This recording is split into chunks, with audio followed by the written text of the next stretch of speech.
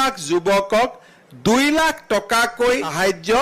আমি পশুধন আৰু পশুপালন